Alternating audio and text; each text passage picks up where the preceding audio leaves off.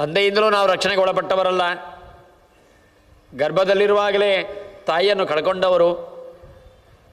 ಆದ್ದರಿಂದ ಏನಿದ್ರೂ ಕೂಡ ನಾವು ನಿಮಗೆ ಋಣಿಗಳಾಗಿರ್ತೇವೆ ಅಂತ, ನಾವು ಬದುಕುವುದಕ್ಕೆ ನಿಮಗೆ ದಾರಿ ಕೊಟ್ಟರಲ್ಲ ಅಂತ. ಕದಾ ಭೂಮೇರ್ ಧ್ರುಮಂ ಪ್ರಾಪ್ತಾನ್ ದ್ರಕ್ಷೇ ವೃಕ್ಷಾಂತರಂ ಗತಾನ್ ಕದಾ ಮೇ ಸಹಜಾ ಕಾಂತಿ ಮಾಂಸುನಾ ನಾಶಮೇಷ್ಯತಿ. ಹೀಗೆ ಹೇಳಿದವಾಗ ಆಶ್ಚರ್ಯವಾಯಿತು ಶಮೀಕರಿಗೆ. ಆಶ್ಚರ್ಯ ಆಗ್ತಾ ಉಂಟು, ರೋಮಾಂಚನ ಆಗ್ತಾ ಉಂಟು. ಮಾತನಾಡ್ತಾ ಇದ್ದಾವೆ ಆ ಪಕ್ಷಿಗಳು ಬೇರೆ, ಒಂದು ಕೃತಜ್ಞತೆಯನ್ನು ಹೇಳ್ತಾ ಇದ್ದಾವೆ ಪಕ್ಷಿಗಳು ಬೇರೆ. ಅದನ್ನು ನೋಡಿ ಆಶ್ಚರ್ಯಪಟ್ಟು ಇದು ಸಾಮಾನ್ಯವಾದ ಪಕ್ಷಿಗಳಲ್ಲ ಅಂತ ತಿಳ್ಕೊಂಡಂತಹ ಶಮೀಕರು ಕೇಳ್ತಾರೆ. ಒಂದು ಕೇಳಬೇಕು ಅಂತ ಅಪೇಕ್ಷೆ ಉಂಟು. ಯಾರ ಶಾಪ ನಿಮಿತ್ತಕವಾಗಿ ನೀವು ಭೂಮಿಯಲ್ಲಿ ಈ ರೂಪದಲ್ಲಿ ಹುಟ್ಟಿದ್ದೀರಿ ಅಂತ ಪಕ್ಷಿಗಳಲ್ಲಿ ಕೇಳಿದರೆ ಆ ಪಕ್ಷಿಗಳು ಹೇಳ್ತಾವೆ,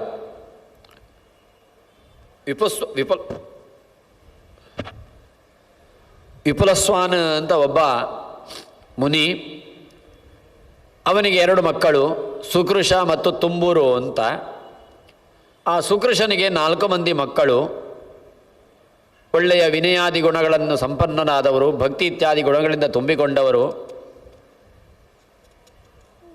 ಅಪ್ಪನು ಕೂಡ ಒಳ್ಳೆಯ ತಪಸ್ವಿ, ಇಂದ್ರಿಯ ನಿಗ್ರಹ ಸಂಪಾದಿಸಿಕೊಂಡವ, ಸತ್ಯ ಧರ್ಮ ಅದನ್ನು ಚಾಚೂ ತಪ್ಪದೆ ಪಾಲಿಸ್ತಾ ಬರುವವನು. ಅವನ ಎಲ್ಲ ದೈನಂದಿನ ಕರ್ಮಾಂಗಗಳಿಗೆ ಸಂಬಂಧಪಟ್ಟಂತೆ ಸಮಿತ್ತು ಪುಷ್ಪಾದಿಗಳನ್ನೆಲ್ಲ ತಾವು ತಂದು ಕೊಡ್ತಾ ಇದ್ದವು. ಒಮ್ಮೆ ಇಂದ್ರದೇವರು ಒಂದು ಪಕ್ಷಿಯ ರೂಪದಲ್ಲಿ, ಜರ್ಜರಿತವಾದ ವೃದ್ಧವಾದ ಪಕ್ಷಿಯ ರೂಪದಲ್ಲಿ ಇಂದ್ರದೇವರು ಆಶ್ರಮಕ್ಕೆ ಬಂದರು. ಯಾಕೆ ಬಂದರು ಅಂತಂದರೆ, ನಮ್ಮ ತಂದೆಯ ಸತ್ಯ, ಶೌಚ, ಕ್ಷಮ, ಆಚಾರ ಇದನ್ನೆಲ್ಲ ಅದರಲ್ಲಿ ತನ್ನನ್ನು ತೊಡಗಿಸಿಕೊಂಡಂಥ ರೀತಿ ನೀತಿಗಳು, ಇದರ ಬಗ್ಗೆ ಕುತೂಹಲ ಉಂಟಾಗಿ ತಿಳ್ಕೊಳ್ಬೇಕು, ಜಿಜ್ಞಾಸು ಆಗಿ ತಾವು ಬಂದಿದ್ದಾರೆ ಆಶ್ರಮಕ್ಕೆ.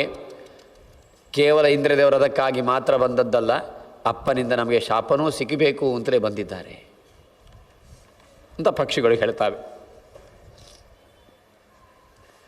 ಇಂದ್ರದೇವರು ಆ ವೃದ್ಧ ಪಕ್ಷಿಯ ರೂಪದಲ್ಲಿ ಬಂದವರು ಹೇಳ್ತಾರೆ, ಜೋರು ಹಸಿವೆ ಆಗ್ತಾ ಉಂಟು, ನಾನು ಸಾಯ್ತಾ ಇದ್ದೇನೆ, ಅನ್ನ ನೀರಿಲ್ಲದೆ ನನಗೆ ತುಂಬ ಸಮಯವಾಯಿತು, ವಿಂಧ್ಯ ಪರ್ವತದ ತುದಿಯಲ್ಲಿ ನಾನಿದ್ದೆ, ಅಲ್ಲಿಂದ ಕೆಳಕ್ಕೆ ಬಿದ್ದವ, ಗಾಳಿ ಇಲ್ಲ ನನಗೆ, ಆದ್ದರಿಂದಾಗಿ ನನಗೆ ತಲೆ ಸುತ್ತು ಬರ್ತಾ ಉಂಟೆಲ್ಲ, ನನಗೆಲ್ಲ ಸ್ಮರಣೆ ವಿಪ್ಲುತಿ ಆಗಿದೆ.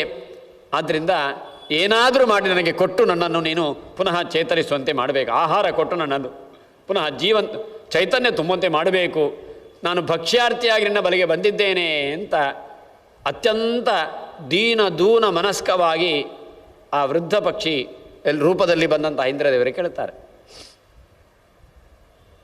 ಆವಾಗ ಅದು ಇಂದ್ರದೇವರು ಆ ರೂಪದಲ್ಲಿ ಬಂದದ್ದು ಅಂತ ಗೊತ್ತಿಲ್ಲ ಋಷಿಗಳಿಗೆ. ಅವರು ಹೇಳ್ತಾರೆ, ಪ್ರಾಣ ಸಂಧಾರಣಾರ್ಥಾಯ ದಾಸ್ಯೇ ಭಕ್ಷಂ ತವೇಪ್ಸಿತಂ. ಯಾಕೆಂದರೆ ದೇಹ ಉಳಿಯಬೇಕು, ಪ್ರಾಣ ಉಳಿಯಬೇಕು. ನಿನ್ನ ಪ್ರಾಣ ಉಳಿಯಬೇಕು ಅಂತಿದ್ದರೆ ಏನು ಬೇಕು ಅದಕ್ಕೆ ಬೇಕಂತ ತಿನ್ನುವಂತಹ ಪದಾರ್ಥದ ವ್ಯವಸ್ಥೆ ನಾನು ಮಾಡ್ತೇನೆ, ನೀನು ತಿನ್ನುವ ಪದಾರ್ಥದ ವ್ಯವಸ್ಥೆಯೇ ನಾನು ಮಾಡ್ತೇನೆ ಅಂತ ಹೇಳಿದರು. ಪುನಃ ಕೇಳ್ತಾರೆ, ಸರಿ ನಿನಗೆ ಆಹಾರ ಯಾವ ರೂಪದಲ್ಲಿ ಬೇಕು? ಅನ್ನ, ಸಾರು, ಕಂದಮೂಲ, ಫಲಗಳು ಆಗಬಹುದೇ? ಅದೆಲ್ಲ ಆಗುವುದಿಲ್ಲ. ನನಗೆ ಸಚಾಹ ನರಮಾಂಸೇನ ತೃಪ್ತಿರ್ಭವತಿ ಮೇಪರ. ನರಮಾಂಸ ತಿನ್ನಲಿಕ್ಕೆ ನನಗೆ ಸಿಕ್ಕಿದರೆ ನನಗೆ ಅತ್ಯಂತ ಸಂತೃಪ್ತಿ ಆಗ್ತದೆ, ಅದು ಬೇಕು ನನಗೆ ಅಂತ ಅಪೇಕ್ಷೆ ಪಟ್ಟಾಗ ಋಷಿಗಳು ಹೇಳ್ತಾರೆ,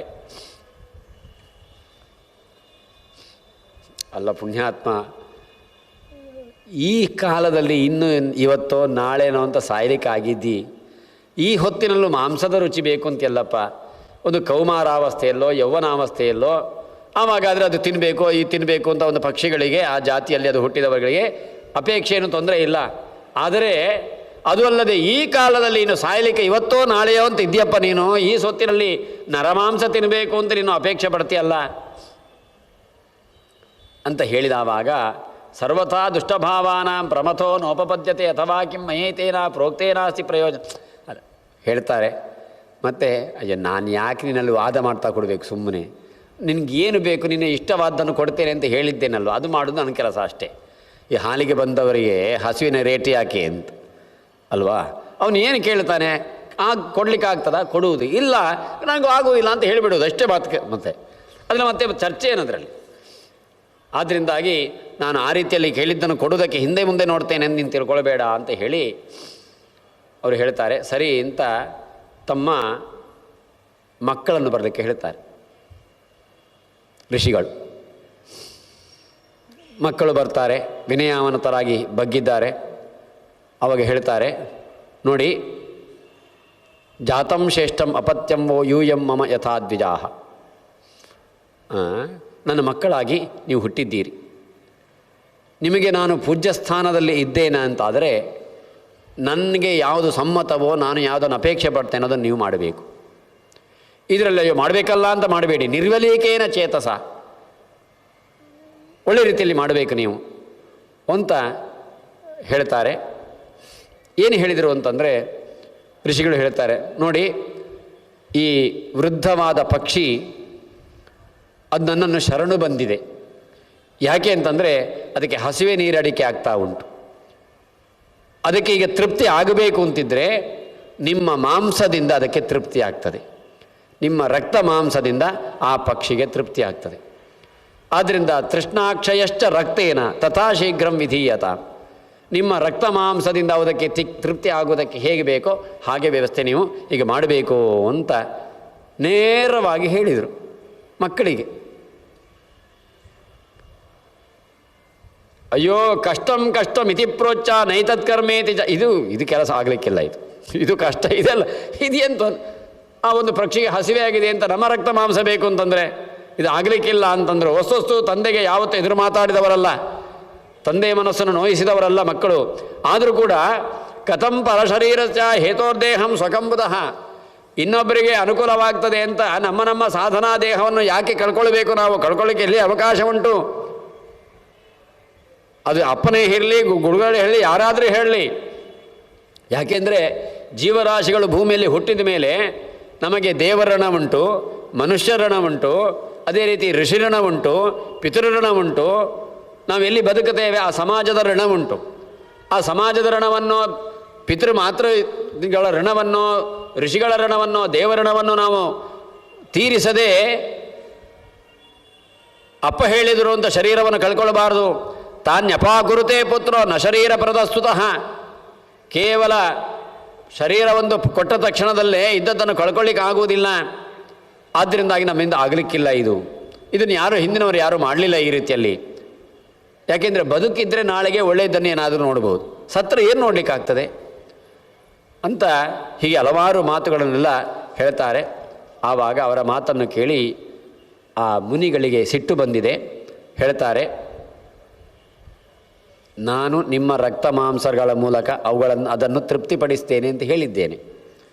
ನೀವು ಮಾಡುವುದಿಲ್ಲ ಅಂತಾದರೆ ನೀವು ತಿರ್ಯಗ್ಯೋನಿಯಲ್ಲಿ ಹುಟ್ಟಿ ಅಂತ 4 ಮಂದಿ ತಮ್ಮ ಕುಮಾರರಿಗೆ ಶಪಿಸಿದ್ದಾರೆ ಆ ಋಷಿಗಳು.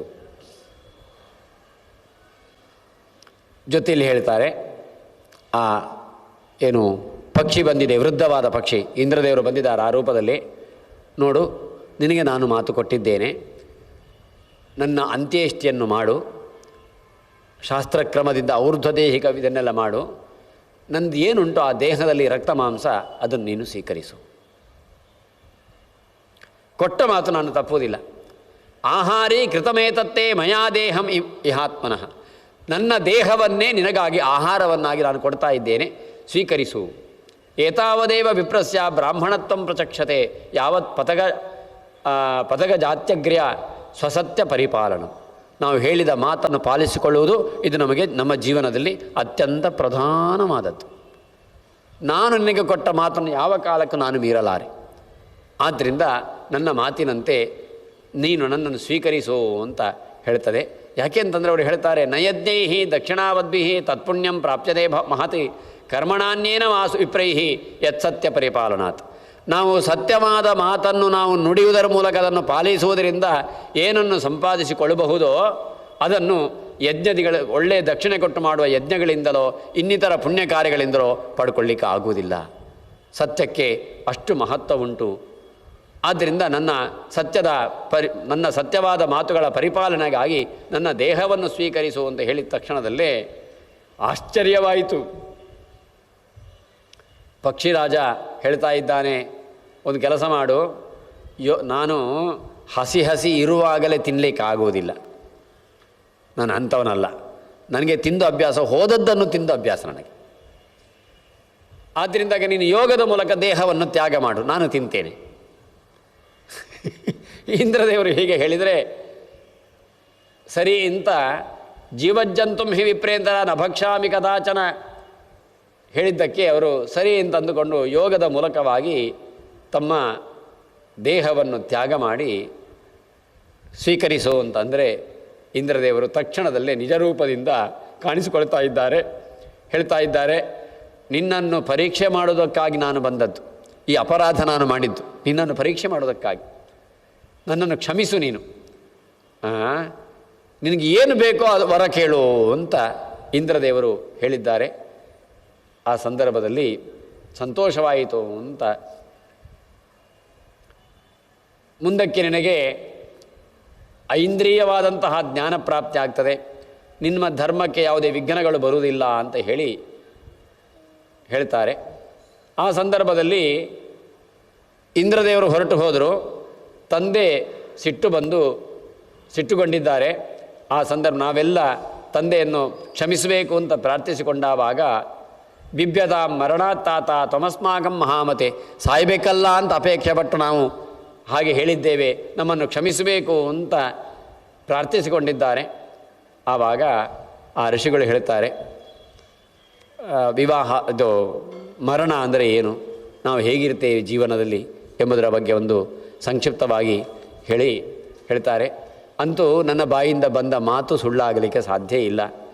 ಯಾಕೆಂದರೆ ನಾನು ಸುಳ್ಳು ಆಡಿದವನಲ್ಲ, ನನ್ನ ಬಾಯಿಂದ ಎಲ್ಲ ಸಂದರ್ಭ ಸತ್ಯವಾದ್ಯ ಮಾತು.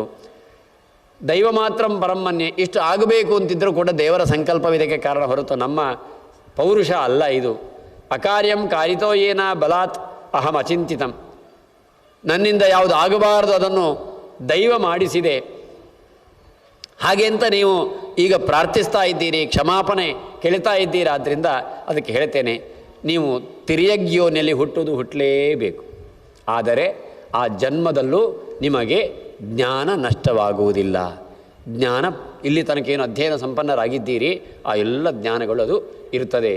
ಜ್ಞಾನದರ್ಶಿತ ಮಾರ್ಗಾಶ್ಚ ನಿರ್ಧೂತ ಕ್ಲೇಶಕಲ್ಮಷಾಃ ಮತ್ಪ್ರಸಾದಾತ್ ಅಸಂದಿಗ್ಧಾಃ ಪರಾಂ ಸಿದ್ಧಿಮವಾಪ್ಸ್ಯತ. ಉತ್ತಮವಾದ ಸಿದ್ಧಿಯನ್ನು ಜ್ಞಾನದಲ್ಲಿ ನೀವು ಪಡ್ಕೊಳ್ತೀರಿ ಅಂತ ಹೀಗೆ ತಂದೆಯಿಂದ ಶಾಪಗ್ರಸ್ತರಾಗಿ ಪಕ್ಷಿಯವನಲ್ಲಿ ಹುಟ್ಟಿದವರು ಆ 4 ಮಂದಿ. ಹೀಗೆ ನಾವು ಹುಟ್ಟಿದ್ದೇವೆ. ಅಲ್ಲಿ ರಣಮಧ್ಯದಲ್ಲಿ ಹುಟ್ಟಿದರೂ ಕೂಡ ನೀವು ರಕ್ಷಣೆ ಮಾಡಿದ್ದೀರಿ. ನಮಗೆ ಪಕ್ಷಿಯೋನಿ ಈ ಕಾರ್ಯ ಇದರಿಂದ ಬಂತು ಅಂತ ಆ 4 ಪಕ್ಷಿಗಳು ಶಮೀಕರಲ್ಲಿ ಹೇಳ್ತಾವೆ. ನಾಸ್ತ್ಯಾ ಸವಿಹ ಸಂಸಾರೆ ಯೋ ನ ತಿಷ್ಟೇನ ಬಾಧ್ಯತೆ ಸರ್ವೇಷಾಮೇವ ಜಂತೂನಾಂ ದೈವಾಧೀನಂ ಹಿ ಚೇಷ್ಟಿತಂ. ಅವರು ಹೇಳ್ತಾರೆ, ಇಡೀ ಸಂಸಾರದಲ್ಲಿ ಯಾರೂ ಕೊಲ್ಲುವವರಿಲ್ಲ, ಯಾರೂ ರಕ್ಷಣೆ ಮಾಡುವವರಿಲ್ಲ, ಎಲ್ಲ ಇರುವುದು ನಮ್ಮ ದೇವರ ಕೈಯಲ್ಲಿ ಮಾತ್ರ ಅಂತ ಹೇಳಿದರು ಅಂತ. ಹೀಗೆ ಮಾರ್ಕಂಡೇಯರು ಶಮೀಕರು ಅವರ ಮಾತನ್ನು, ಆ ಪಕ್ಷಿಗಳ ಮಾರ್ಕಂಡೇಯರ ಮಾತನ್ನು ಕೇಳಿ ಶಮೀಕರು ಏನು ಮಾಡಿದರು ಮುಂದಕ್ಕೆ ಸರಿ ಅಂತ ಹೇಳ್ತಾರೆ. ನೋಡಿ, ನಾನು ಮೊದಲು ಹೇಳಿದೆ ಈ ಪಕ್ಷಿಗಳಲ್ಲಿ ಏನೋ ಮಹತ್ತರವಾದ ಸಾಮರ್ಥ್ಯ ಉಂಟು ಅಂತ ಹೇಳಿದ್ದೆ, ಅದೇ ರೀತಿ ಆಯಿತು ನೋಡಿ ಅಂತ ಅಂತಾರೆ ಶಮೀಕರು ತಮ್ಮ ಶಿಷ್ಯಂದಿರಿಗೆ. ಯೇ ಯುದ್ಧೇಪಿ ನ ಸಂಪ್ರಾಪ್ತಾ ಪಂಚತ್ವಮತಿ ಮಾನುಷಿ. ಯುದ್ಧ ಕ್ಷೇತ್ರದಲ್ಲಿ ಅವರು ಸತ್ತಿಲ್ಲ, ಬದುಕಿದ್ದಾರೆ, ಮನುಷ್ಯ ರೂಪದಲ್ಲಿ ಮಾತಾಡ್ತಾರೆ ಅಂತಂದರೆ ಅದು ಭಗವಂತನ ಅನುಗ್ರಹಕ್ಕೆ ಕರುಣೆಗೆ ಪಾತ್ರರಾದವರು ಅಂತ ಹೇಳಿದರು ಮಾರ್ಕಂಡೇಯರು. ಹೀಗೆ ದ್ರೋಣನ ಮಕ್ಕಳು 4 ಮಂದಿ ಅವರಿವತ್ತು ವಿಂಧ್ಯ ಪರ್ವತದಲ್ಲಿದ್ದಾರೆ. ಅವರು ನಿಮಗೆ ಮಹಾಭಾರತದ ಬಗ್ಗೆ ಯಾವ ಸಮಸ್ಯೆ ಬಂದರೂ ಉತ್ತರಿಸ್ತಾರೆ. ನೀವು ಅವರನ್ನು ಉಪಾಸನೆ ಮಾಡಿ ನಿಮ್ಮ ಜಿಜ್ಞಾಸೆಯನ್ನು ಮುಂದಿಟ್ಟರೆ ಅದಕ್ಕೆ ಸೂಕ್ತವಾದ ಪರಿಹಾರವನ್ನು ಕೊಡ್ತಾರೆ ಅಂತ ಈ ಮಾರ್ಕಂಡೇಯರು ಹೇಳಿದರು ಎಂಬಲ್ಲಿಗೆ ಇವತ್ತಿನ ಮಾರ್ಕಂಡೇಯ ಪುರಾಣದ ಚಿಂತನೆಯನ್ನು ಗುರುಗಳ ಅಂತರ್ಯಾಮಿ ಪ್ರಾಣಸ್ಥ ಶ್ರೀಕೃಷ್ಣನಿಗೆ ಅರ್ಪಣೆ ಮಾಡೋಣ. ಕಾಯೇನ ವಾಚಾ ಮನಸಾ ಇಂದ್ರಿಯೇರ್ವ ಬುದ್ಧ್ಯಾತ್ಮನಾ ವಾ ಅನುಸೃತಸ್ವಭಾವಂ ಕರೋಮಿ ಯದ್ಯತ್ ಸಕಲಂ ಪರಸ್ಮೈ ನಾರಾಯಣಾಯೇತಿ ಸಮರ್ಪಯಾಮಿ. ಕೃಷ್ಣಾರ್ಪಣಂ ಅಸ್ತು.